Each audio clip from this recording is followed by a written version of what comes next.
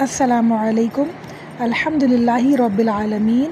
الصلاۃ والسلام علی اشرف الانبیاء والمرسلین وعلی آلہ واصحابہ ومن سنتہ الی یوم الدین. اللہم اجعلنا منہم ومن الذین آمنوا وعاملوا الصالحات وتواصوا بالحق وتواصوا بالصبر. آمین یا رب العالمین. ثم اما بعد. السلام علیکم ورحمۃ اللہ وبرکاتہ. کیسی ہیں میری پیاری بہنیں؟ اللہ سے امید ہے ایمان اور صحت کی بہترین حالت میں ہوں گی، اور اللہ سے امید ہے کہ پچھلا لیکچر ہمارا آیت نمبر 1 سے 25 تک کا سب نے خوب اچھے سے سنا ہوگا، سمجھا ہوگا، اور اپنے لیے عمل کے پوائنٹس اپنے مصحف پہ ضرور لکھے ہوں گے، تاکہ کبھی بھی جب بھی ہم قرآن کھولیں تو ہمیں وہ باتیں یاد آ جائیں. اور آج بھی اللہ سے امید ہے کہ اپنا مصحف لے کے سب لوگ بیٹھے ہوں گے، تاکہ جب ہم ترجمہ پڑھتے جائیں، تفسیر پڑھتے جائیں، تو ساتھ ساتھ آیتیں ہوتی ہیں تو وہ ہمیشہ یاد رہتی ہیں انشاءاللہ، اور اپنے عمل کے پوائنٹس ہم انشاءاللہ اپنے پاس لکھتے جائیں. اپنے لیکچر کا آغاز ہم ایک بہت چھوٹی سی اور بہت ہی امپورٹنٹ حدیث سے کرتے ہیں. حضرت انس رضی اللہ تعالیٰ عنہما سے رسول اللہ صلی اللہ علیہ وسلم سے روایت کرتے ہیں کہ 3 چیزیں میت کے پیچھے رہ جاتی ہیں. نمبر 1 اس کے گھر والے، نمبر 2 اس کا مال، نمبر 3 اس کے عمل. بس 2 چیزیں تو دنیا میں واپس آ جاتی ہیں، اور تیسری چیز یعنی اس کے عمل اس کے ساتھ باقی رہ جاتے ہیں. یعنی اس کے گھر والے اور اس کا مال تو دنیا میں ہی رہ جاتا ہے، مگر اس کے عمل اس کے ساتھ رہتے ہیں، قبر میں جاتے ہیں. یہ ایک انتہائی امپورٹنٹ حدیث ہے اس لحاظ سے کہ دنیا میں ہم ہزاروں عمل جو ہے اپنی اولاد کی خاطر کر رہے ہوتے ہیں، مال کی خاطر کر رہے ہوتے ہیں، سب کچھ ہم کرنے کو تیار ہوتے ہیں اپنے بچوں کی خاطر، ان کی خوشیوں کی خاطر، ان کی آسائشوں کی خاطر. مال حرام کمانے کو بھی تیار ہوتے ہیں، ہر طرح کا دھوکہ، چوری، دغا بازی کرنے کو تیار ہوتے ہیں اپنی اولاد کی خاطر اور مال کی خاطر. مگر کیا ہوتا ہے کہ آخر میں وہ اس دنیا میں ہی رہ جائیں گے، اور ہمارے ساتھ وہ ساری باتیں جائیں گی جو ہم نے اس دنیا میں کی ہیں ہمارے نامہ اعمال میں لکھ کر، اور پھر اس کا حساب کتاب ہمیں دینا ہوگا اللہ تعالیٰ کو. تو وہ ہم کس طرح دیں گے، یہ آج سوچنے کی بات ہے. ہم اس وقت دارالامتحان میں بیٹھے ہوئے ہیں، یعنی امتحان کی جگہ میں بیٹھے ہوئے ہیں. اس وقت نہیں سوچیں گے تو ہمارے پاس آگے کوئی ٹائم نہیں ہے عمل کا.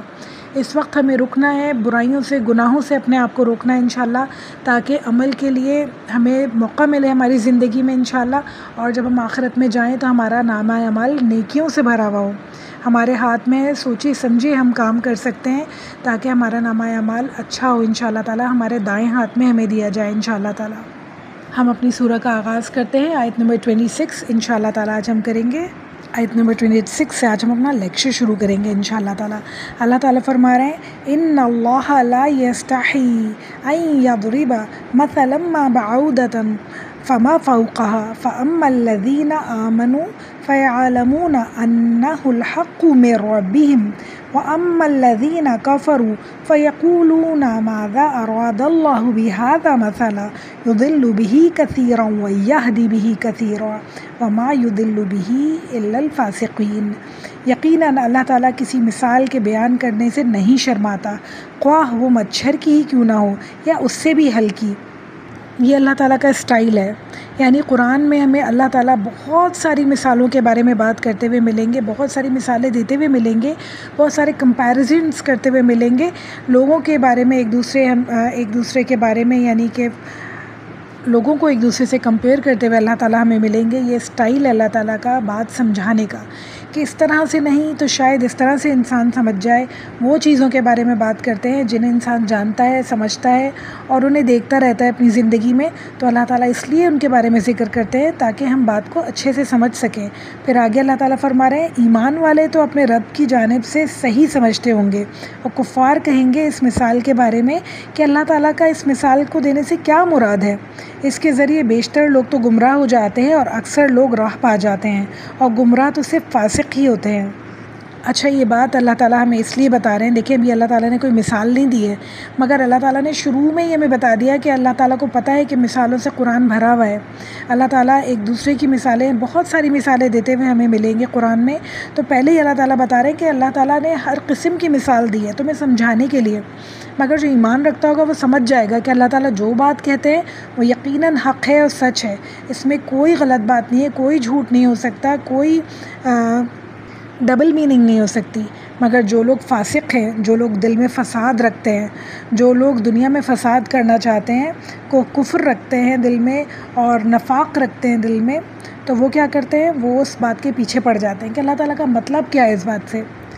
بہت ساری ہم آیتیں دیکھیں گے آگے چل کے جو ہمیں سمجھ میں نہیں آئیں گی، تو ہمیں ان کو ویسے کہ ویسے ہی سمجھنا ہوگا جیسے اللہ تعالیٰ نے کہا ہے، کیونکہ غیب کی باتیں ہیں، یہ اللہ تعالیٰ ہی جانتے ہیں کہ ان سے مطلب کیا ہے۔ تو ہمیں جہاں تک اللہ تعالیٰ سمجھائیں گے وہاں تک سمجھ جانا ہے، اور جہاں ہماری سمجھ سے باہر ہے بات تو ہمیں وہ باتیں اللہ تعالیٰ کے لیے ہی چھوڑ دینی ہیں، ان کے پیچھے نہیں پڑنا، ان کے مطلب ان کے معنی جاننے کی ہمیں کوئی ضرورت نہیں ہے جب اللہ تعالیٰ نے کھول کے ان کے معنی ہمیں سمجھائے نہیں۔ اللہ تعالیٰ سے بہت دعا ہے کہ اس قرآن کو ہم شروع کر رہے ہیں تو ہم سب کو اس قرآن سے ہدایت دے اللہ تعالیٰ۔ اللہ تعالیٰ ہم سب کے دلوں کی بیماریوں کو دور فرما دے، ہم سب کے دلوں کے نفاق کو دور فرما دے، اور ہمارے دلوں سے فساد نکال دیں، اور ہم قرآن کو صرف اور صرف سیکھنے کی نیت سے، سمجھنے کی نیت سے اور اس پہ عمل کرنے کی نیت سے پڑھیں انشاءاللہ۔ پھر آیت نمبر 26 میں اللہ تعالیٰ ایک بہت امپورٹنٹ بات فرما رہے ہیں اور کہہ رہے ہیں کہ وہ لوگ جو اللہ تعالیٰ کے مضبوط عہد کو توڑ ڈالتے ہیں۔ کون سے عہد ہیں اللہ تعالیٰ کے مضبوط؟ ہم نے اللہ تعالیٰ سے کون سا عہد کیا ہے؟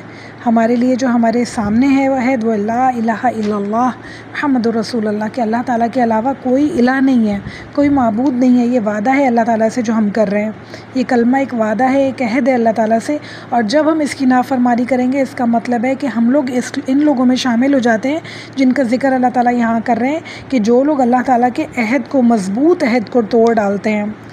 مفسرین کے مطابق اس کے اور بھی بہت سارے معنی ہو سکتے ہیں۔ ایک عہد الست بھی ہو سکتا ہے، جو تمام روحوں کو اللہ تعالیٰ نے پیدا کرنے کے بعد ان سب سے عہد لیا تھا، ان سب سے پوچھا تھا کہ بتاؤ تمہارا مالک کون ہے، تو انہوں نے کہا تھا کہ اللہ تعالیٰ آپ ہی ہمارے رب ہیں۔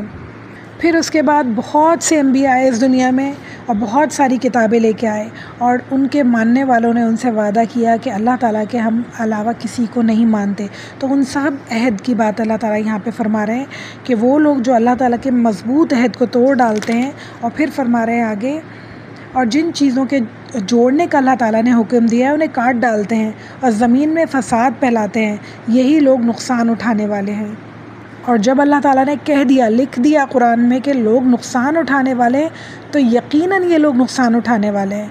ہم دنیا میں فساد پھیلا کے سمجھتے ہیں کہ شاید ہمیں فائدہ مل رہا ہے، تو ایسا کچھ نہیں ہوتا ہے، ایسا کچھ نہیں ہے۔ یقیناً انسان کو نقصان ہی ملے گا، چاہے ظاہری طور پہ اسے کتنا بھی فائدہ ہو رہا ہو، کتنا بھی دل کا سکون مل رہا ہو، لوگوں کو آپس میں لڑوا کے، جدا کروا کے، مگر ایسا نہیں ہے کہ وہ سکون میں رہ سکتا ہے زیادہ لمبے ٹائم تک، اسے نقصان ہی ہونا ہے۔ پھر اللہ تعالیٰ نے جو یہ اس آیت کے شروع میں ذکر کیا، جن چیزوں کے جوڑنے کا اللہ نے حکم دیا انہیں کاٹ ڈالتے ہیں، اس میں مفسرین کے مطابق اور احادیث کے مطابق ایک حصہ ہے رحم کا، یعنی رحمی رشتوں کو جو لوگ کاٹ ڈالتے ہیں، اپنے ماں باپ بہن بھائیوں سے الگ ہو جاتے ہیں، ان سے بات چیت بند کر دیتے ہیں، ان سے لڑائی جھگڑا کر لیتے ہیں ہمیشہ کے لیے، اور کبھی نہیں ملتے، کبھی نہیں بات کرتے، تو اللہ تعالیٰ بہت سخت ناراض ہوتے ہیں ان لوگوں سے۔ ایک حدیث کے مطابق رحم اللہ کے عرش سے لٹکی ہوئی ہوگی اور اللہ تعالیٰ سے کہہ رہی ہوگی کہ مجھے جو ملائے اسے آپ ملائیں، اور مجھے جو کاٹے اسے آپ کاٹ دیں۔ واللہ عالم کیسے لٹکی ہوئی ہوگی، واللہ عالم کیسے کہے گی، مگر جب اللہ تعالیٰ کہہ رہے ہیں یہ بات، اللہ کے رسول بتا رہے ہیں، تو یقیناً سچ ہوگی کہ رحمی رشتے بہت زیادہ امپورٹنٹ ہیں۔ جو لوگ انہیں چھوڑ دیتے ہیں، یا کوئی لوگ جو فساد ان لوگوں کے بیچ میں ڈالتے ہیں اور انہیں الگ کروا دیتے ہیں، یہ بہت زیادہ سخت گناہ ہے۔ تو اللہ تعالیٰ ہم سب کو ہدایت دے۔ اللہ تعالیٰ اسٹارٹنگ میں یہ 27 ہی آیت ہے جس میں اللہ تعالیٰ یہ اتنی امپورٹنٹ بات بتا رہے ہیں کہ دیکھو ایسا نہ کرنا، رحمی رشتوں کو الگ نہ کرنا، اور تم لوگ آپس میں ایک دوسرے سے مل کے رہو، کیونکہ جب انسان اپنے رحمی رشتوں کا نہیں ہے تو دنیا میں وہ کسی کا بھی نہیں ہو سکتا۔ اپنے ماں باپ بہن بھائی کا نہیں ہے، اپنی پھپھی چچا تایا کا نہیں ہے، تو دنیا میں وہ کسی کا نہیں ہو سکتا۔ تو ہم سب کو اللہ تعالیٰ عقل عطا فرمائے کہ ہم سب لوگ اپنے رحمی رشتوں سے مل کے رہیں اور دوسروں کو بھی مل کے رہنے دیں، انہیں بھی اپنے رحمی رشتوں سے الگ نہ کریں۔ آیت نمبر 28 اللہ تعالیٰ فرما رہے ہیں کیف تکفرون باللہ وکنتم امواتا فاحیاکم ثم یمیتکم ثم یحییکم ثم الیہ ترجعون۔ تم اللہ تعالیٰ کے ساتھ کیسے کفر کر سکتے ہو، حالانکہ تم مردہ تھے، اس نے تمہیں زندہ کیا، پھر تمہیں مار ڈالے گا، پھر زندہ کرے گا، پھر اسی کی طرف تمہیں لوٹ کر جانا ہے۔ یعنی آخر کار ہماری واپسی اللہ کی طرف ہی ہونی ہے۔ یعنی سب کچھ ہمیں پتہ ہے کہ ہماری زندگی کس لیے ہے، ہم کیوں پیدا کیے گئے، پھر ایک دن آئے گا ہم بوڑھے ہو جائیں گے، مر جائیں گے، بوڑھے ہوں بھی نہیں ہوں اللہ کو پتہ ہے، اور مر جائیں گے، پھر اس کے بعد جب اٹھائے جائیں گے تو اللہ کے سامنے کھڑے ہوئے ہوں گے۔ تو ہمیں جب سب کچھ پتہ ہے تو ہم کیسے اللہ سے کفر کر سکتے ہیں، کیسے نافرمانی کر سکتے ہیں، کیسے اللہ تعالیٰ کی آیت کو جھٹلا سکتے ہیں؟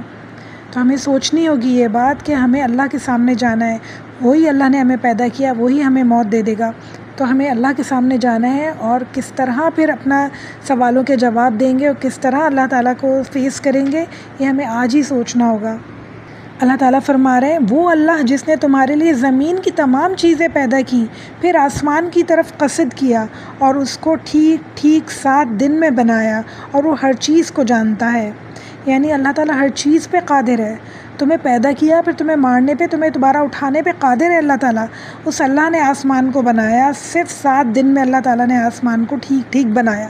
دیکھیں نا آپ آسمان کی طرف، اللہ تعالیٰ کہتے ہیں نظر اٹھا کے دیکھو اور بتاؤ، کہیں کوئی غلطی، کہیں شگاف، کہیں کوئی کٹ نظر آ رہا ہو، کہیں کوئی تمہیں برائی نظر آ رہی ہو، اس میں تو مجھے بتاؤ۔ ایسا نہیں ہوگا۔ تو اللہ تعالیٰ کہہ رہے ہیں اب یہ 7 دن میں پیدا کیا، واللہ عالم، اللہ تعالیٰ کو پتہ ہے کہ یہ کیسے 7 دن میں اللہ تعالیٰ نے پیدا کیا، مگر اللہ تعالیٰ جب کہہ رہے ہیں تو یقیناً سچ بات ہے۔ پھر اللہ تعالیٰ آگے ایک نئی سٹوری شروع کر رہے ہیں اور آگے فرما رہے ہیں، آیت نمبر 30 سے ابلیس اور آدم کا قصہ شروع ہو رہا ہے، اور بہت ہی انٹرسٹنگ اور بہت ہی انفارمیٹیو قصہ ہے یہ۔ تو ہم شروع کرتے ہیں۔ وَإِذْ قَالَ رَبُّكَ لِلْمَلَائِكَةِ إِنِّي جَاعِلٌ فِي الْأَرْضِ خَلِيفَةً قَالُوا أَتَجْعَلُ فِيهَا مَن يُفْسِدُ فِيهَا وَيَسْفِكُ الدِّمَاءَ وَنَحْنُ نُسَبِّحُ بِحَمْدِكَ وَنُقَدِّسُ لَكَ قَالَ إِنِّي أَعْلَمُ مَا لَا تَعْلَمُونَ۔ اور جب آپ کے رب نے فرشتوں سے کہا کہ زمین میں خلیفہ بنانے والا ہوں، اب اللہ تعالیٰ یہ انٹروڈکشن دے رہے ہیں فرشتوں کو انسان کا کہ میں زمین میں خلیفہ بنانے والا ہوں۔ کتنی عزت، سوچیں کتنی عزت سے اور کتنی محبت سے اللہ تعالیٰ نے فرشتوں کے سامنے انسان کا انٹروڈکشن کروایا کہ میں زمین میں خلیفہ پیدا کرنے والا ہوں۔ تو فرشتوں نے کیا کہا؟ فرشتوں نے اپنی رائے دی تھی خالی۔ بہت سارے لوگ کہتے ہیں فرشتوں نے برائی کی یا فیصلہ سنایا، ایسا ہرگز بھی نہیں ہے، انہوں نے اپنی رائے دی خالی اور کہا کہ ایسے شخص کو پیدا کرنا چاہتے ہیں جو زمین میں فساد کرے اور خون بہائے۔ ہم تو آپ کی تسبیح کرتے ہیں، حمد کرتے ہیں، پاکیزگی بیان کرتے ہیں۔ اللہ تعالیٰ نے فرمایا میں وہ جانتا ہوں جو تم نہیں جانتے۔ اگر دیکھا جائے تو فرشتے صحیح کہہ رہے تھے کہ انسان جو ہے زمین میں فساد پھیلانے والا ہے، خون بہانے والا ہے، کتنی برائیاں کرنے والا، کتنی مشکلات پیدا کرنے والا ہے۔ تو اللہ تعالیٰ نے جواب کیا دیا اس بات کا کہ میں وہ جانتا ہوں جو تم نہیں جانتے، کیونکہ اس دنیا میں رسول اللہ صلی اللہ علیہ وآلہ وسلم جیسے لوگ بھی آنے والے تھے، تمام انبیاء جیسے لوگ بھی آنے والے تھے، پھر حضرت ابو بکر، حضرت عمر، حضرت عثمان جیسے لوگ بھی آنے تھے، تمام صحابہ کرام جیسے لوگ بھی آنے تھے۔ ایک طرف تمام برائی ہیں دنیا میں اور ایک طرف جو ہے نیک لوگ ہیں دنیا کے، یقیناً نیکی کا پلڑا بھاری ہوگا۔ جس لیے اللہ تعالیٰ نے کہا کہ میں وہ جانتا ہوں جو تم نہیں جانتے، کہ جہاں برائی ہوگی تو وہاں نیکی بھی ضرور ہوگی، اچھے لوگ بھی ضرور ہوں گے۔ اور اللہ تعالیٰ نے آدم کو تمام نام سکھا کر ان چیزوں کے فرشتوں کے سامنے پیش کیا اور فرمایا اگر تم سچے ہو تو ان چیزوں کے نام بتاؤ۔ اچھا، چیزوں کے نام سے مراد مفسرین بعض کہتے ہیں یہاں پہ کہ لوگوں کے نام ہیں، کچھ کہتے ہیں کہ لوگوں کے ناموں کے ساتھ ساتھ ان کی چیزوں کے بھی نام ہیں، اور ان کے جو فوائد ہیں، ان کے نقصانات ہیں، وہ سب کے سب حضرت آدم علیہ السلام کو اللہ تعالیٰ نے سکھا دیے تھے۔ اور جب کہا فرشتوں کے سامنے کہ اچھا ان چیزوں کے نام بتاؤ، تو حضرت آدم علیہ السلام نے فٹافٹ سب چیزوں کے نام بتا دیے۔ ان سب نے کہا کہ اے اللہ تیری ذات پاک ہے، ہمیں تو صرف اتنا ہی علم ہے جتنا آپ نے ہمیں سکھا رکھا ہے، پورے علم و حکمت والے تو صرف آپ ہی ہیں۔ آپ دیکھیں اللہ تعالیٰ نے کتنی عزت دی انسان کو فرشتوں کے سامنے، یعنی فرشتوں سے بھی اوپر کر کے دکھایا کہ دیکھو تم سے بھی زیادہ علم والے، تم سے بھی زیادہ کوئی اچھے لوگ میں بنانے والا ہوں جو دنیا کے خلیفہ ہونے والے ہیں۔ پھر اللہ تعالیٰ نے حضرت آدم علیہ السلام سے کہا کہ تم ان کے نام بتاؤ۔ جب انہوں نے بتا دیے تو فرمایا کہ کیا میں نے نہیں کہا تھا کہ زمین اور آسمان کا غیب میں ہی جانتا ہوں، اور میرے علم میں ہی ہے جو تم ظاہر کرتے ہو اور جو تم چھپاتے ہو۔ یعنی فرشتوں سے اللہ تعالیٰ کہہ رہے ہیں کہ میں ہی سب کچھ جانتا ہوں، جو تم ظاہر کرتے ہو اور جو تم چھپاتے ہو۔ یہ بہت ایک چھپی ہوئی بات ہے، یعنی ایک بہت سیکرٹ اسٹائل میں اللہ تعالیٰ نے کہا ہے کہ جو تم جانتے ہو اور جو تم چھپاتے ہو، جو تم ظاہر کرتے ہو، جو تم چھپاتے ہو، یعنی کہ تم کیا چاہتے ہو، اللہ تعالیٰ کو اچھی طرح پتہ ہے یہاں اللہ تعالیٰ سے مراد ابلیس کی ہے۔ اس وقت ابلیس بھی ایک فرشتہ تھا اور اللہ تعالیٰ کے فرشتوں کی جماعت میں بیٹھا کرتا تھا اور بہت ہی زیادہ عبادت گزار تھا۔ جب اس نے یہ بات سنی کہ مجھے کہ ایک انسان بنایا جا رہا ہے تو اسے بالکل اچھا نہیں لگا، اسے بالکل پسند نہیں آ رہی تھی یہ بات۔ وہ چاہتا تھا کہ ہمیں خلیفہ بنایا جائے دنیا کا، ساری حکمرانی ہمیں دی جائے، ساری اطاعت کا حق ہمیں دیا جائے۔ مگر اللہ تعالیٰ نے جب انسان کا آدم کا ذکر کیا تو اسے بالکل اچھی نہیں لگی یہ بات، اور دل ہی دل میں وہ جیلس ہونے لگا، دل ہی دل میں وہ تکبر کرنے لگا۔ تو اللہ تعالیٰ کہہ رہے ہیں کہ جو تم ظاہر کرتے ہو یہ تمام فرشتوں کے لیے بات ہے کہ انہوں نے کہہ دیا تھا کہ اللہ تعالیٰ آپ ایسا کیوں کر رہے ہیں، انہوں نے ظاہر کر دیا تھا۔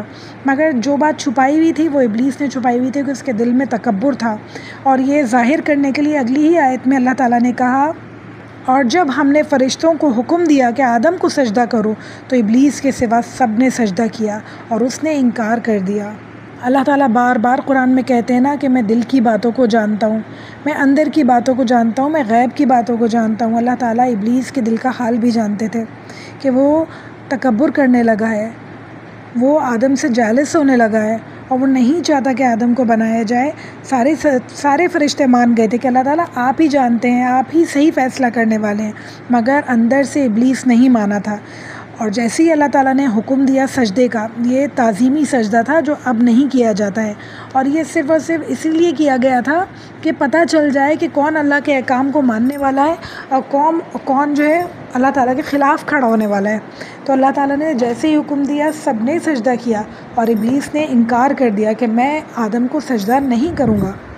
آیت نمبر 34 کے آخر میں اللہ تعالیٰ کہہ رہے ہیں اور اس نے تکبر کیا اور وہ کافروں میں سے ہو گیا، یعنی اللہ تعالیٰ کے احکامات کو نہیں مانا، ایک حکم کو نہیں مانا اور کافروں میں سے ہو گیا۔ کہاں وہ اتنے بلند مرتبے پہ تھا، کہاں وہ فرشتوں میں سے بھی اعلیٰ مقام پہ تھا، اللہ تعالیٰ کے ایک حکم کو نہ ماننے کی وجہ سے، تکبر کرنے کی وجہ سے، کفر کرنے کی وجہ سے وہ کہاں سے کہاں ہو گیا، کافروں میں سے ہو گیا۔ ہم ابلیس کو تو کہتے ہیں، مگر ہم نے اپنے آپ کو دیکھا ہے کہ ہم کتنے احکامات کی پابندی کرتے ہیں اور کتنی احکامات کا کفر کر دیتے ہیں، کتنے سجدوں سے ہم انکار کر دیتے ہیں ایک دن میں اللہ تعالیٰ کے، کتنے احکامات کا ہم انکار کر دیتے ہیں ایک دن میں اللہ تعالیٰ کے۔ تو اللہ تعالیٰ نے ہمیں بہت کتنی محبت سے کہا تھا کہ دیکھو میرے بندے، میں اپنے بندے کو خلیفہ بنا رہا ہوں، انسان کو خلیفہ بنا رہا ہوں، اور ہم اس دنیا میں کیا کر رہے ہیں، اللہ تعالیٰ کے کتنے احکامات کی نافرمانی کرتے ہیں۔ بہت شرم کی بات ہے یہ۔ اللہ تعالیٰ یعنی کتنی محبت سے سب کو بتا رہے ہیں کہ دیکھو یہ میرے خلیفہ ہیں، اور دیکھو میں سچ کہہ رہا تھا، میں صحیح کہہ رہا تھا۔ پھر اللہ تعالیٰ کی رحمانیت آپ دیکھیں کہ اللہ تعالیٰ ہم سے غصہ نہیں ہوتے کبھی بھی۔ اللہ تعالیٰ نے ہمیں موقع دیا کہ ہم معافی مانگنے کا موقع دیا، یعنی ہم مغفرت طلب کر سکتے ہیں اللہ تعالیٰ سے۔ آج تک جتنی غلطیاں ہو گئی ہیں، جتنا کفر و شرک ہم کر چکے ہیں، سب کے لیے توبہ کریں، دل کی گہرائیوں سے توبہ کریں، اللہ تعالیٰ معاف کرنے والے ہیں۔ پھر آج سے اپنی نئی زندگی شروع کرتے ہیں کہ انشاءاللہ تعالیٰ ہم ابلیس کے قدموں پہ نہیں چلیں گے، انشاءاللہ تعالیٰ ہم کبھی بھی ایسا نہیں کریں گے جیسا اس نے کیا۔ آیت نمبر 35 میں اللہ تعالیٰ فرما رہے ہیں اور ہم نے کہہ دیا کہ اے آدم تم اور تمہاری بیوی جنت میں رہو اور جہاں کہیں سے چاہو با فراغت کھاؤ پیو، لیکن اس درخت کے قریب نہ جانا ورنہ ظالموں میں سے ہو جاؤ گے۔ اب آپ دیکھیں کہ اللہ تعالیٰ نے ایک اور عزت بخشی انسان کو کہ اسے جنت میں بھیجا اور جنت میں رہنے کو کہا، اور جو کچھ کھاؤ پیو، جو کچھ یہاں پہ گھومو پھرو، سب کچھ تمہارے لیے الاؤڈ ہے، کچھ بھی منع نہیں ہے، یہ پورا کا پورا باغ تمہارے لیے ہے، کتنی مزے کی جگہ۔ اور پھر کیا ہوا؟ صرف ایک درخت کو منع کیا کہ یہاں مت جانا ورنہ ظالموں میں سے ہو جاؤ گے، اس کو مت کھانا، لیکن شیطان نے انہیں بہکایا اور وہاں سے انہیں نکال ہی دیا، اور ہم نے کہہ دیا کہ اتر جاؤ، تم ایک دوسرے کے دشمن ہو، ایک مقررہ وقت تک تمہارے لیے زمین میں ٹھہرنا اور فائدہ اٹھانا ہے۔ اچھا ایسا نہیں ہے کہ جنت میں بھیجا تھا انسانوں کو تو انہیں ہمیشہ جنت میں ہی رہنا تھا، اگر شیطان نہیں بہکاتا تو وہ جنت میں ہی رہتا، ایسا نہیں تھا۔ اللہ تعالیٰ نے خلیفہ بنایا تھا زمین کے لیے، زمین میں تو آنا ہی تھا۔ اللہ تعالیٰ نے جنت میں بھیجا تھا اس لیے کہ شیطان سے سامنا ہو جائے، کیونکہ شیطان کو اور انسان کو دونوں دونوں کو ساتھ زمین پہ بھیجنا. تو اللہ تعالیٰ دونوں کو ایک دوسرے کے آمنے سامنے لانا چاہ رہے تھے کہ دیکھو وہ تمہیں کس طرح بہکا سکتا ہے. اور یہ نہیں کہ اس نے ایک دفعہ بہکایا ہوگا اور حضرت آدم علیہ السلام اور حضرت حوا اس کے بہکائے میں آ گئے ہوں گے. مستقل کا بہکانا ہوتا ہے، جیسے ہمیں بہکاتا ہے نا، وہ مستقل ایک وسوسہ آتا رہتا ہے دماغ میں، آتا رہتا ہے، کچھ نہیں ہوگا کچھ نہیں ہوگا، یہ تو چھوٹی سی چیز ہے، یہ تو معمولی سی بات ہے، اللہ تعالیٰ تو معاف کرنے والے، کچھ نہیں ہوگا، کسی کو پتہ نہیں چلے گا، کوئی نہیں دیکھ رہا ہے. مستقل ایک چال بازی، ایک کان میں آواز، جو دل میں دماغ میں آواز آتی رہتی ہے نا، وسوسہ آتا رہتا ہے، وہ آتا رہا اور ابھی تک وہ شیطان سے مانوس نہیں تھے. جیسے ہم تو ہمیشہ سے مانوس ہیں شیطان سے، اور ہمیں پتہ بھی ہے، ہمارے امی ابا بھی بتاتے رہتے تھے بچپن میں کہ دیکھو بیٹا یہ کام نہیں کرنا، غلط ہے، شیطان بہکا دیتا ہے، شیطان کرتا ہے. تو نا ان کو تو پتہ ہی نہیں تھا شیطان کیا چیز ہے. جب انہیں بہکاوے آئے، انہیں وسوسے آئے، تو وہ سمجھ ہی نہیں پائے کہ یہ کیا چیز ہے، اور وہ غلطی کر بیٹھے، وہ اس درخت کے پتے کھا بیٹھے، جس کی وجہ سے ان سے غلطی ہوئی. ان کی غلطی اتنی بڑی نہیں تھی، اس لیے کیونکہ وہ شیطان سے ملے ہوئے ہی نہیں تھے، انہیں پتہ ہی نہیں تھا کہ یہ کیا ہو رہا ہے. مگر واپس تو ان کو دنیا میں ہی آنا تھا، کیونکہ خلیفہ تو وہ دنیا کے لیے بنائے گئے تھے. پھر اللہ تعالیٰ نے انسان کو اور شیطان کو اس دنیا میں بھیج دیا. ایک دفعہ آمنا سامنا کروا کے، یعنی حضرت آدم علیہ السلام کو، بیوی حوا کو پتہ چل گیا کہ ایک چیز ہے جس کا نام ابلیس ہے، وہ کتنی خطرناک چیز ہے، وہ ہمیں کہاں سے کہاں پہنچا سکتی ہے، ہمارے لیے کتنی نقصان دہ ہو سکتی ہے. ہمارا تو 24 گھنٹے کا اس کا سامنا ہے، ہم اسے ہمیشہ سے جانتے ہیں، مگر پھر بھی اس کے ٹریپس میں آتے ہی چلے جاتے ہیں، اپنے آپ کو بچا ہی نہیں پاتے. جیسے ہی لگے کہ غلط وسوسے آ رہے ہیں، غلط سوچیں آ رہی ہیں، جو اللہ تعالیٰ کو کام پسند نہیں ہے، فوراً سے اعوذ باللہ من الشیطان الرجیم پڑھیں، فوراً سے نماز کے لیے کھڑے ہو جائیں، فوراً سے توبہ استغفار کریں کہ یہ ذہن سے ہمارے نکل جائے برائی انشاءاللہ، تاکہ ہم شیطان کے قدموں پہ نہ چلیں. پھر یہ خطرناک سی آیت کے بعد بہت ہی پیاری سی آیت اللہ تعالیٰ نے لکھی ہے اور فرما رہے ہیں فَتَلَقَّى آدَمُ مِن رَّبِّهِ كَلِمَاتٍ فَتَابَ عَلَيْهِ إِنَّهُ هُوَ التَّوَّابُ الرَّحِيمُ. حضرت آدم علیہ السلام نے اپنے رب سے چند باتیں سیکھ لی اور اللہ تعالیٰ نے ان کی توبہ قبول فرمائی، بے شک وہی توبہ قبول کرنے والا ہے اور رحم کرنے والا ہے. سبحان اللہ. آپ ذرا دیکھیے یہ بات کہ حضرت آدم علیہ السلام نے اپنے رب سے، یعنی غلطی انسان سے ہوئی، اور اللہ تعالیٰ نے فوراً سے حضرت آدم علیہ السلام کو سکھایا کہ توبہ کس طرح کی جائے.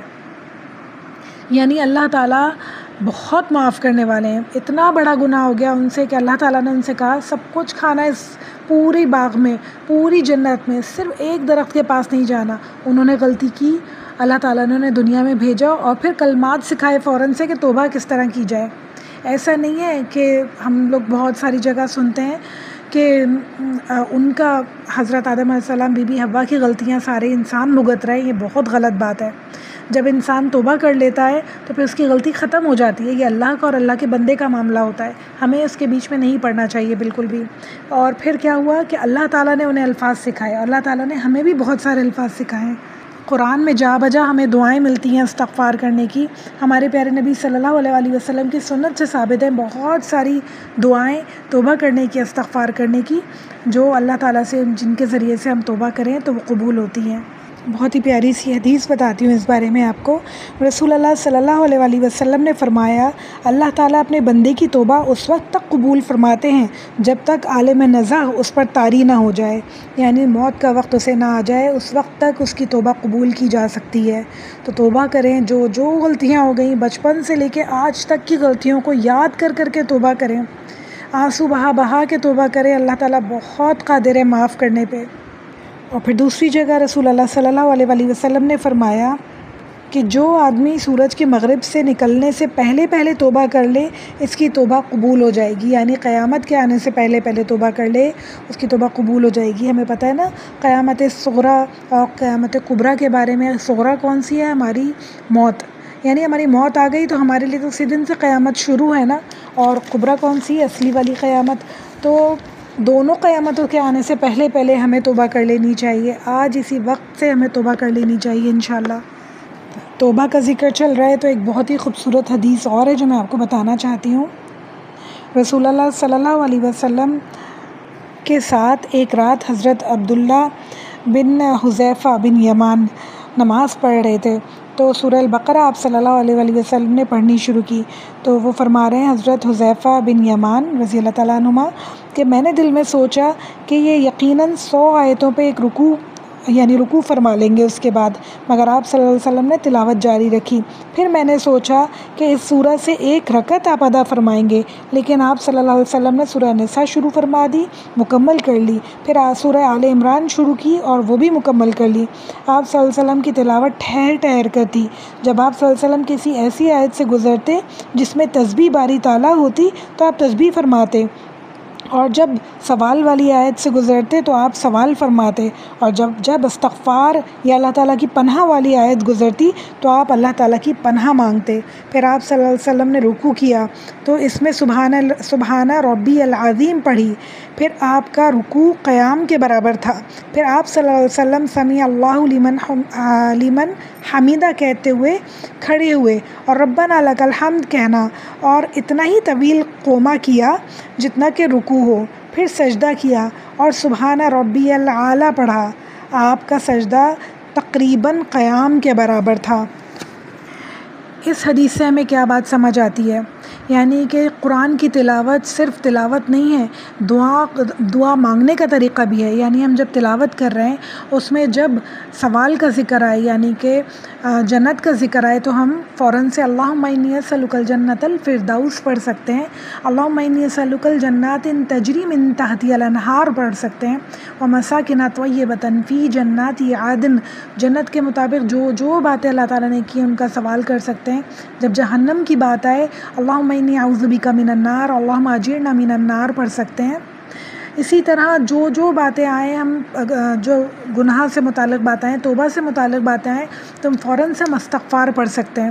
تو بہت بہترین وقت ہوتا ہے وہ دعا قبول ہونے کا. اللہ تعالیٰ کی آیتیں پڑھ کے اسی وقت اللہ تعالیٰ سے توبہ کی جائے تو وہ بہترین وقت ہوتا ہے توبہ قبول ہونے کا.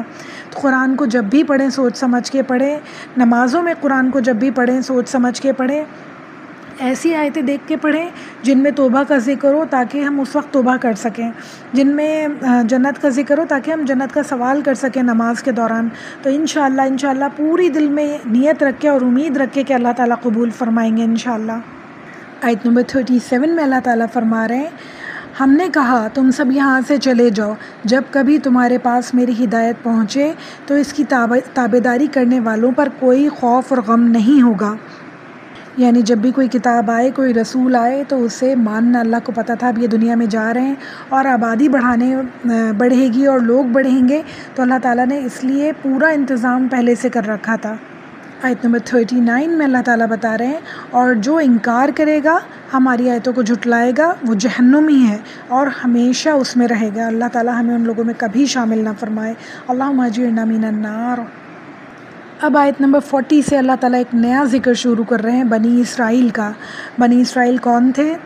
حضرت موسیٰ علیہ السلام کی قوم تھی بنی اسرائیل، یعنی یہودی لوگ. اور ہم دیکھتے ہیں کہ اللہ تعالیٰ ان کے بارے میں کیا فرما رہے ہیں، یا بنی اسرائیل اذکروا نعمتی التی انعمت علیکم واوفوا بعہدی اوفی بعہدکم وایای فارہبون.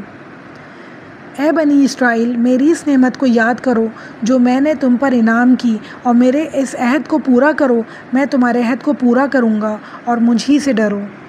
اچھا، اسرائیل جو تھا وہ یعقوب علیہ السلام کا لقب تھا، اور بنی اسرائیل یعنی بنو اسرائیل یعنی اسرائیل علیہ السلام کے یعقوب علیہ السلام کی اولاد، ان کی آبا و اجداد میں سے تھے یہ لوگ. حضرت یعقوب علیہ السلام کی حضرت یعقوب علیہ السلام کے 12 بیٹے تھے. جس طرح یعنی کہ ان 12 بیٹوں سے 12 قبیلے بنے اور ان میں بہت سے انبیاء گزرے، مگر یہ قوم بہت ہی نافرمان قوم تھی، بہت ہی ناشکری قوم تھی.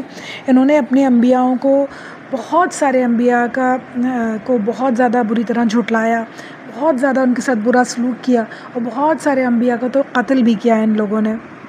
ابھی جو ان کا قصہ شروع ہو رہا ہے اس میں ہم پوری ایک لسٹ سنیں گے بنی اسرائیل کی نافرمانیوں کی اللہ تعالیٰ کی زبانی، جو اللہ تعالیٰ ہمیں بتا رہے ہیں کہ یہودی قوم کس قدر نافرمان اور کس قدر ناشکری قوم تھی. اللہ تعالیٰ نے اتنے سارے انعامات کیے ہم سے پہلے. اللہ تعالیٰ نے یعنی رسول اللہ صلی اللہ علیہ وسلم کی امت سے پہلے بنی اسرائیل کو اللہ تعالیٰ نے خلیفہ بنایا تھا، امامت دی تھی. مگر ان کی نافرمانیوں کی وجہ سے، ان کی ناشکریوں کی وجہ سے اللہ تعالیٰ نے ان سے وہ چھین لی۔ آیت نمبر 41 میں فرما رہے ہیں اللہ تعالیٰ، اور اس کتاب پر ایمان لاؤ جو میں نے تمہاری کتابوں کی تصدیق میں نازل فرمائی ہے، یعنی قرآن، اور اس کے ساتھ تم ہی پہلے کافر نہ بنو، اور ہماری آیتوں کو تھوڑی تھوڑی قیمتوں پہ نہ فروخت کرو، اور تم اللہ سے ہی ڈرو۔ یعنی اللہ تعالیٰ یہ فرما رہے ہیں کہ یہود کی جو حضرت موسیٰ علیہ السلام پہ جو کتاب نازل ہوئی تھی، صرف وہیں پہ ان کا دین مکمل نہیں تھا، جیسے ہمارا دین مکمل نہیں ہے صرف رسول اللہ صلی اللہ علیہ وسلم کی کتاب کو ماننے سے، بلکہ ہمیں تمام انبیاء کی کتابوں کو ماننا ہے، تمام انبیاء کو ماننا ہے۔ اسی طرح ان کے اوپر بھی مکمل نہیں تھا۔ اللہ تعالیٰ نے ان کی کتابوں میں لکھا تھا کہ جو ہے آگے ایک رسول آنے والے ہیں جن کا نام محمد ہوگا، پوری رسول اللہ صلی اللہ علیہ وسلم کی ڈسکرپشن اور ڈیٹیلز دی تھیں کہ آنے والے ہیں اور ان پہ ایمان لانا ہے تمہیں، مگر ان لوگوں نے اسے جھٹلایا۔ اور پھر یہاں پہ اللہ تعالیٰ کہہ رہے ہیں کہ میں نے کہا تھا تمہیں کہ جو آخر میں تمہاری کتاب کی تصدیق کرنے والی کتاب آئے گی تو اس پہ تمہیں عمل کرنا ہے، اور میری آیتوں کو تھوڑی تھوڑی قیمتوں میں نہ بیچو کا کیا مطلب؟ کہ چھوٹے تھوڑے دنیا کے فائدوں کے لیے، چھوٹی چھوٹی اپنے عیش آرام کے لیے تم میری آیتوں کو پیچھے نہ چھوڑ دو، انہیں جھٹلاؤ نہیں، انہیں ماننے سے انکار نہیں کر دو۔ یہ صرف ان کے لیے نہیں تھا، یہ ہمارے لیے بھی ہے۔ ہم بھی یہی کرتے ہیں کہ چھوٹے چھوٹے فائدے، چھوٹے چھوٹے آرام، چھوٹے چھوٹے مزوں کے لیے ہم اللہ تعالیٰ کی آیتوں کو ٹھکرا دیتے ہیں، پیچھے چھوڑ دیتے ہیں۔ یہاں پہ اللہ تعالیٰ اتنا سخت ورڈ یوز کر رہے ہیں کہ فروخت مت کرو، چھوٹی تھوڑی قیمتوں پہ فروخت مت کرو، بیچ مت ڈالو، اپنی خوشیوں کی خاطر، اپنے نفس کی خوشیوں کی خاطر میری آیتوں کو بیچ مت ڈالو۔ تو اللہ تعالیٰ ہمیں محفوظ رکھے اتنی خوفناک تجارت کرنے سے۔ اللہ تعالیٰ ہمیں ہمیشہ اللہ تعالیٰ کے احکامات پہ لبیک کہنے والا بنائے انشاءاللہ، سمعنا واطعنا کہنے والا بنائے انشاءاللہ۔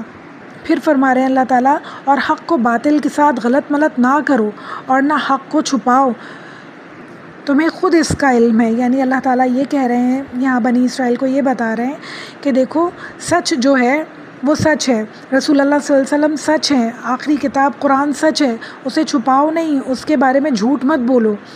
اور یہ ہم سب کے لیے ہے کہ ہم جو آیتیں ہم چاہتے ہیں، جو باتیں ہم سمجھتے ہیں کہ ہم کر سکتے ہیں وہ ہم مانتے ہیں، باقی ہم نہیں مانتے ہیں۔ تو یہ صرف اس وقت بنی اسرائیل کے لیے نہیں ہے، یہ کتاب قرآن ہم سب کے لیے، رہتی دنیا تک کے لوگوں کی ہدایت کے لیے کتاب ہے۔ تو اس میں سے ہمیں اپنا آپ ڈھونڈنا ہے کہ ہم کیا کر رہے ہیں یہاں پہ، اس آیت میں ہم کہاں پہ ہیں۔ ہم بھی یہی کر رہے ہوتے ہیں کہ حق کو باطل کے ساتھ ملا رہے ہوتے ہیں، اپنی خوشی کے لیے، اپنی آسائشوں کے لیے، اپنے فائدوں کے لیے سچ کو جھوٹ کے ساتھ مکس کر کے دکھاتے ہیں، سچ کو جھوٹ بتاتے ہیں اور جھوٹ کو سچ بتاتے ہیں۔ دنیا کو پتہ ہی نہیں چل رہا ہوتا کہ سچ کیا ہے اور جھوٹ کیا ہے، ہر چیز الٹی نظر آ رہی ہے، ہر چیز میں فتنے نظر آ رہے ہیں، کچھ سمجھ نہیں آ رہا کہ سچ کیا ہے اور غلط کیا ہے۔ پھر اللہ تعالیٰ حکم دے رہے ہیں، اور نماز کو قائم کرو اور زکوٰۃ دو اور رکوع کرنے والوں کے ساتھ رکوع کرو۔ انسان کے دل کا سکون نماز میں ہے، انسان کے ذہن کا، انسان کے پوری زندگی کا سکون نماز میں ہے۔ ہمیں سکون جب حاصل کرنے کی تمنا ہونا تو ہمیں نماز پڑھنی چاہیے۔ تمام دنیا کے فکرات، تمام پریشانیاں، تمام فتنوں سے دور جانا ہے تو نماز قائم کرنی ہوگی۔ اللہ کے سامنے سجدہ کریں اور اللہ سے اپنے لیے اور ہم سب کے لیے دعا مانگیں کہ اللہ تعالیٰ ہم سب کو تمام دنیا کے فتنوں سے بچائے انشاءاللہ۔ آیت نمبر 44 بہت ہی ہلا دینے والی آیت ہے۔ اللہ تعالیٰ فرما رہے ہیں، أَتَأْمُرُونَ النَّاسَ بِالْبِرِّ وَتَنْسَوْنَ أَنفُسَكُمْ وَأَنْتُمْ تَتْلُونَ الْكِتَابَ أَفَلَا تَعْقِلُونَ، کیا تم لوگوں کو بھلائی کا حکم کرتے ہو اور خود اپنے آپ کو ہی بھول جاتے ہو، باوجود اس کے کہ تم کتاب پڑھتے ہو؟ کیا اتنی بھی تم میں سمجھ نہیں ہے؟ یہ ہم سب کے لیے ہے۔ ہم ایک دوسرے کو تو نصیحت کر رہے ہوتے ہیں، مجھ سمیت ہم سب ایک دوسرے کو نصیحت کر رہے ہوتے ہیں، اور اپنی زندگی میں ہماری تباہی مچی ہوئی ہوتی ہے، اپنی زندگی کسی کرت پہ ہی نہیں ہوتی، کسی ڈگر پہ ہی نہیں ہوتی۔ تو اللہ تعالیٰ ہم سب کو توفیق دے کہ ہم جو ہے جب ایک دوسرے کو نصیحت کریں تو اس سے پہلے ہم سب اپنی زندگیوں کو بھی دیکھیں، اپنی زندگیوں میں بھی نظر ڈالیں کہ ہمیں جہاں جہاں اصلاح کی ضرورت ہے وہاں ہم اپنی اصلاح کریں انشاءاللہ تعالیٰ۔ اچھا، اس کا مطلب یہ بھی نہیں ہے کہ ہم کسی کو نیکی کا حکم نہیں دیں، مگر حکم کا مطلب یہ ہے کہ بہت اچھے طریقے سے، بہت پیار سے، بہت میٹھے انداز میں، دل کی تکلیف کے ساتھ کسی کو بتایا جائے کہ یہ کام غلط ہے، مت کرو۔ میں بھی کوشش کر رہی ہوں کہ میں بھی چھوڑ دوں، تم بھی چھوڑ دو، ایسا نہ ہو کہ اللہ تعالیٰ ہم سے ناراض ہو جائیں۔ تو اس میں کوئی برائی نہیں ہے، کیونکہ انسان کبھی بھی پرفیکٹ نہیں ہو سکتا، کبھی بھی ایسا نہیں ہو سکتا کہ میں 100% ساری برائیاں چھوڑ دوں۔ تو اس کا مطلب یہ نہیں ہو سکتا کہ میں کسی کو نیکی کا کہہ نہیں سکتی۔ اپنے آپ پہ بھی نظر رکھیں اور دوسروں پہ بھی نظر رکھیں، اپنی بھی اصلاح کرنے کی کوشش کرتے رہیں اور دوسروں کی بھی اصلاح کرنے کی کوشش کرتے رہیں انشاءاللہ تعالیٰ۔ پھر یہ کام جو اتنا مشکل ہے اللہ تعالیٰ آسان کیسے ہوگا یہ بتا رہے ہیں ہمیں، اور صبر اور نماز کے ساتھ مدد طلب کرو۔ جب دیکھو کہ میرے اندر کوئی برائی ہے اور کسی طرح جا نہیں رہی ہے، کسی طرح نکل نہیں رہی ہے، تو اللہ تعالیٰ سے نماز کے ساتھ صبر کے ساتھ مدد کرو، حاصل کرو۔ یہ چیز شاق ہے، یعنی کہ یہ چیز بہت مشکل ہے، مگر ڈرنے والوں کے لیے نہیں۔ یعنی نماز کرنا، پڑھنا اور صبر کرنا۔ ہم کیا کرتے ہیں، ذرا سی کوئی مشکل آئی چیخ پکار مچا دیتے ہیں، بدتمیزی مچا دیتے ہیں، لوگوں کو بے عزت کر دیتے ہیں، پھر اس کے بعد ہم کہتے ہیں اچھا میں نے صبر کر لیا۔ وہ صبر نہیں ہے، صبر پہلی دفعہ کا ہے، بغیر زبان سے ایک لفظ نکالے ہمیں صبر کرنا ہے اور مدد طلب کرنی ہے نماز سے۔ اور اللہ تعالیٰ کہہ رہے ہیں کہ یہ مشکل ضرور ہے، اپنی زبان کو روکنا، اپنے سوچ کو روکنا، اپنے جذبات کو روکنا، مگر ان لوگوں کے لیے نہیں مشکل ہے جو ڈرتے ہیں۔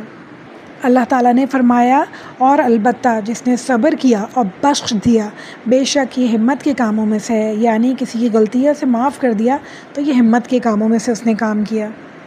اللہ تعالیٰ اپریشیٹ کر رہے ہیں کہ تمہاری ہمت ہے کہ تم نے ایسا کیا، تو ہمیں ان ہمت والے لوگوں میں شامل ہونا ہے انشاءاللہ۔ آیت نمبر 46 میں اللہ تعالیٰ فرما رہے ہیں جو جانتے ہیں کہ بے شک وہ اپنے رب سے ملاقات کرنے والے ہیں اور یقیناً وہ اسی کی طرف لوٹ کر جانے والے ہیں۔ اس سے پہلے اللہ تعالیٰ نے ذکر کیا تھا نا کہ یہ مشکل ہے ان لوگوں کے لیے، مگر جو اللہ تعالیٰ سے ڈرنے والے ہیں ان کے لیے مشکل نہیں ہے۔ تو اسی بات کے آگے اللہ تعالیٰ کہہ رہے ہیں کہ جو جانتے ہیں کہ اللہ تعالیٰ سے ملاقات ان کی ہونے والی ہے اور اللہ تعالیٰ کی طرف ہی لوٹ کر جانے والے ہیں، تو وہ ضرور اللہ تعالیٰ سے صبر اور نماز سے مدد حاصل کر سکتے ہیں۔ آیت نمبر 47 میں اب اللہ تعالیٰ دوبارہ بنی اسرائیل سے گفتگو کر رہے ہیں اور کہہ رہے ہیں کہ اے اولاد یعقوب، میری اس نعمت کو یاد کرو جو میں نے تم پر انعام کی اور میں نے تمہیں تمام جہانوں پر فضیلت دی۔ یعنی میں نے جیسے کہ پہلے بتایا تھا کہ امت محمدیہ سے پہلے بنی اسرائیل کو جو ہے وہ سب سے اچھی امت کا لقب حاصل تھا، جو انہوں نے گناہ کر کر کے اور نافرمانیاں کر کر کے اس سے وہ ہٹا دیے گئے، اور پھر اس کے بعد ہماری یعنی کہ امت محمدیہ کو بہترین امت کا خطاب ملا۔ اس سے ہمیں کیا پتہ چلتا ہے کہ کوئی خطاب، کوئی لقب ہمیشہ کے لیے کسی کا نہیں ہوتا، یہ ان کے عمل پہ ڈیپینڈ کرتا ہے۔ کوئی انسان اچھا اللہ کے نظر میں جب تک نہیں ہوتا جب تک وہ نیک نہ ہو، نیک اس کے عمل نہ ہو، اللہ کے حقوق اور بندوں کے حقوق پورے نہیں کرتا ہو۔ یہاں پہ ان لوگوں نے یہ حقوق نہیں کیے تو انہیں سب سے اچھی امت کے رتبے سے ہٹا کے اور برائی کی طرف لے گئے اللہ تعالیٰ۔ اور پھر اس کے بعد امتی محمدیہ کو اللہ تعالیٰ نے بہترین امت کا خطاب دیا۔ اب ہمارے عمل کیا ہیں آپ یہ دیکھیں، ہم کتنے گناہ گار ہیں، ہم کتنے خطا کار ہیں، کتنی ہر سیکنڈ میں گناہ کرتے ہیں۔ اللہ تعالیٰ میں بخشے جاتے ہیں اور آخرت میں اللہ تعالیٰ ان تمام باتوں کا ہم سے سوال کریں گے۔ تو اللہ ہمارے اوپر رحم کرے کہ ہم اس وقت کیا جواب دیں گے۔ ہمیں اس قابل بنائے اللہ تعالیٰ کہ ہم کم سے کم اپنے حصے کا کام کر کے اس دنیا سے جائیں، ہمیں کہنے کے لائق ہوں کہ اللہ تعالیٰ آپ نے ہمیں جو حکم دیا تھا ہم نے وہ پورا کیا۔ اب آگے لوگوں نے عمل کیا یا نہیں کیا، آگے لوگ مانے نہیں مانے، یہ آپ جانیں اور آپ کے بندے جانیں۔ ہمارا جتنا حوصلہ تھا، جتنی ہمت تھی، ہم اپنا کام کر کے آئیں۔ تو اپنے حصے کا کام ہم سب کو کرنا ہے انشاءاللہ۔ آیت نمبر 48 اللہ تعالیٰ فرما رہے ہیں اس دن سے ڈرتے رہو جس دن کوئی کسی کو نفع نہ دے سکے گا اور نہ کوئی سفارش قبول کی جائے گی۔ یعنی اس دنیا میں تو ہم سفارشیں لگا لیتے ہیں، ہر چیز میں سفارش کر لیتے ہیں، اسکول کالجز میں، جابس کے معاملے میں، شادیوں کے معاملے میں، ہر جگہ سفارش چلتی ہے، ہر جگہ رشوت چلتی ہے، مگر اس وقت کوئی کسی کو نقصان، کوئی کسی کو فائدہ نہیں دے پائے گا، صرف اور صرف اپنے عمل کام آئیں گے۔ تو ہمیں بہت زیادہ ضرورت ہے اپنے عمل پہ فوکس کرنے کی کہ ہمیں اپنے لیے زیادہ سے زیادہ نیکیاں جمع کرنی ہیں، زیادہ سے زیادہ اچھائیاں جمع کرنی ہیں، یعنی بھاگ دوڑ لگانی ہے ہمیں سبحت اللہ، یعنی نیکیوں کے دوڑ میں اللہ تعالیٰ کے رنگ میں رنگ جانے کے لیے ہمیں دوڑ لگانی ہے انشاءاللہ تعالیٰ، کہ جب آخرت آئے تو ہمارے پاس بہت سے نیک اعمال ہوں، بہت سے اچھے اعمال ہوں جن سے انشاءاللہ تعالیٰ ہم جنت میں جا سکیں۔ آیت نمبر 49 میں اللہ تعالیٰ ذکر فرما رہے ہیں اور جب ہم نے تمہیں فرعونیوں سے نجات دی جو تمہیں بدترین عذاب دیتے تھے، جو تمہاری لڑکیوں کو مار ڈالتے تھے اور تمہارے لڑکوں کو چھوڑ دیا کرتے تھے، اس نجات دینے میں تمہارے رب کی بڑی مہربانی تھی۔ یعنی کتنا بڑا ظلم ہے، آپ دیکھیں ہمیشہ فرعونیوں کا یہ ایک طریقہ تھا. قبطی قوم کہلاتی تھی، فرعونی جو قوم تھی وہ قبطی قوم کہلاتی تھی. ان کے غلام تھے بنی اسرائیل. تو جب یہ غلام تھے تو وہ لوگ آقا قوم تھی، بہت زیادہ ظلم کیا کرتے تھے بنی اسرائیل کے اوپر، اور ان کے تمام بیٹوں کو قتل کر دیا کرتے تھے، بیٹیوں کو چھوڑ دیتے تھے، بیٹیوں سے باندیوں کا کام لینے کے لیے، اور بیٹوں کو قربان کر دیا کرتے تھے، اس لیے کہ ایسا نہ ہو کہ کوئی ان کی جو مین پاور ہے بڑھے. تھوڑے بیٹے چھوڑ دیا کرتے تھے غلامی کے لیے، مگر زیادہ تر بیٹوں کو مار دیا کرتے تھے. یعنی مستقل اپنے بچوں کو کٹتے ہوئے دیکھنا کتنی مشکل بات ہے. اللہ تعالیٰ کہہ رہے ہیں کہ اس نجات میں بہت بڑی مہربانی تھی میری تمہارے اوپر کہ تم آج زندہ ہو.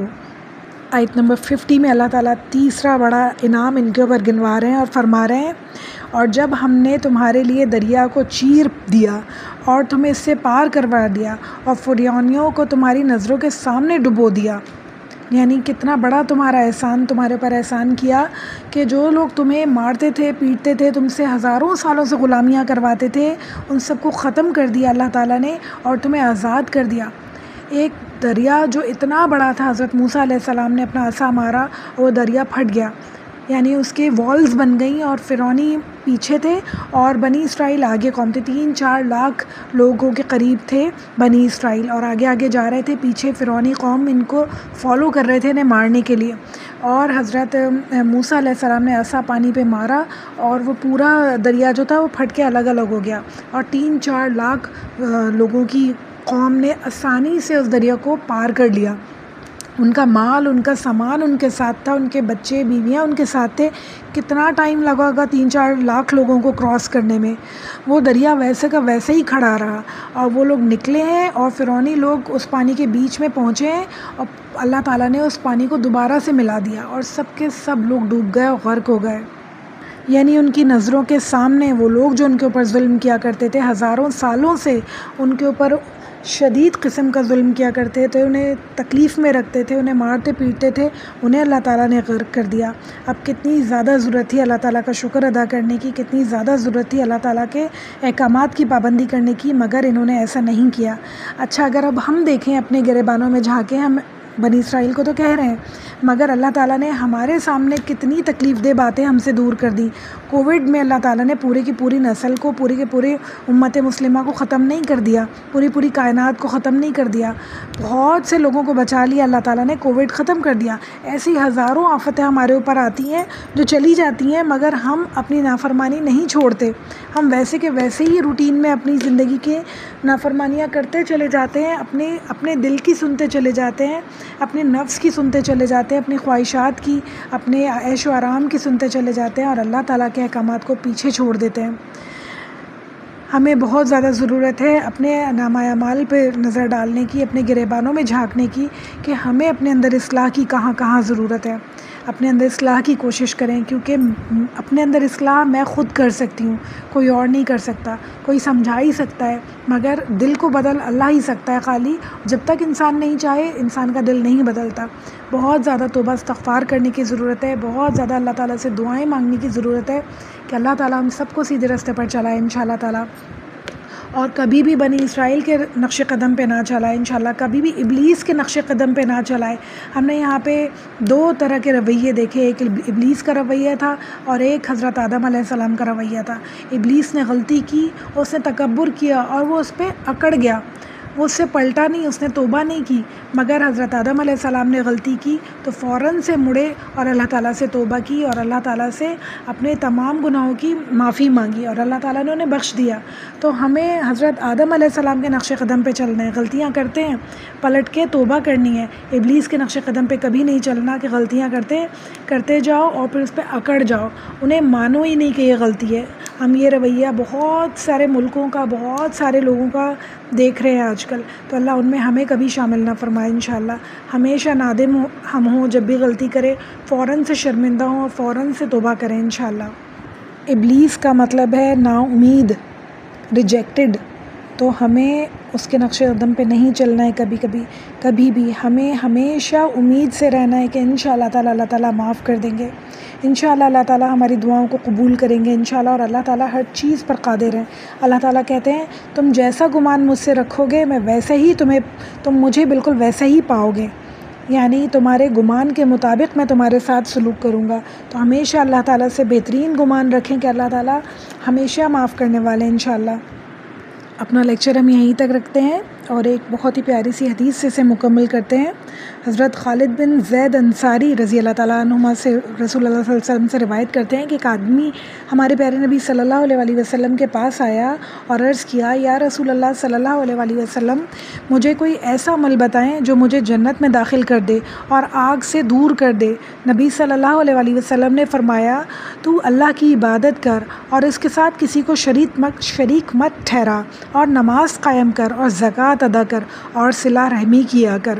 یعنی صلہ رحمی کی اتنی زیادہ امپورٹنس ہے، اللہ کے ساتھ شریک نہ ٹھہرا، نماز قائم کر، زکوٰۃ ادا کر اور صلہ رحمی کر۔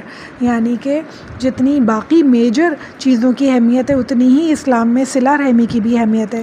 تو اللہ تعالیٰ ہم سب کو توفیق دے کہ چھوٹی چھوٹی باتوں پہ اپنے بہن بھائیوں سے، اپنے ماں باپ سے، اپنے قریبی رشتہ داروں سے، رحمی رشتہ داروں سے کبھی بھی الگ نہ ہو۔